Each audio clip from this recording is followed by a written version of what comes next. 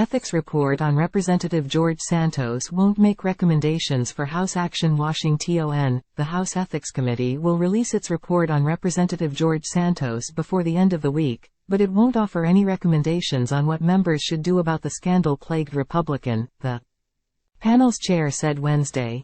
We are not going to make any recommendations to the House, Ethics Committee Chairman Michael Guest, R-Miss, said.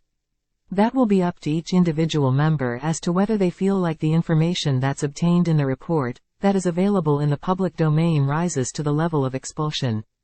Guest added that making a report recommending sanctions would have delayed the investigation into next year. The bipartisan committee had previously vowed to release the results of its investigation by Friday, November 17. Santos, of New York, said it would be inappropriate to discuss the pending report about him. Like I've said before, I'm staying in office, Santos said Wednesday. New York Republicans who led a failed effort this month to expel Santos, however, were clear they still want to see Santos gone no matter what the report says.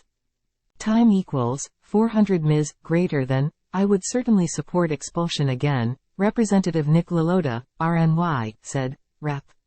Mark Molinaro, RNY, called Santos a fraud. He should not be a member of Congress, Molinaro said. I called for his resignation. I forwarded a vote to expel.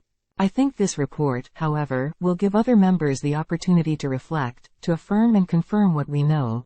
Santos is facing multiple federal charges, including wire fraud, identity theft, money laundering, lying to Congress and theft of public funds. He has pleaded not guilty and is set to go to trial in September of next year. He, and many other Republicans, have argued that his future should be up to voters to decide, despite his many fabrications on his resume prior to his election to Congress. The vote to expel him from the House 2 weeks ago failed, 179 to 213, with 19 members voting present, though some said they were waiting to see the Ethics Committee's report before making a determination about his future. Guest said that while he personally opposes expelling members of Congress, he expects that another motion to expel Santos will come up after the ethics report is released. New York. Republican Representative Anthony D'Esposito, who authored the last expulsion resolution, promised as much when it failed. In 2 weeks, we will read the ethics report, and, you don't need to be a retired New York City detective to understand that the report is probably not going to be good, and we'll go from there, D'Esposito said at the time. The House left town on Wednesday afternoon for the Thanksgiving recess and will return on November 28.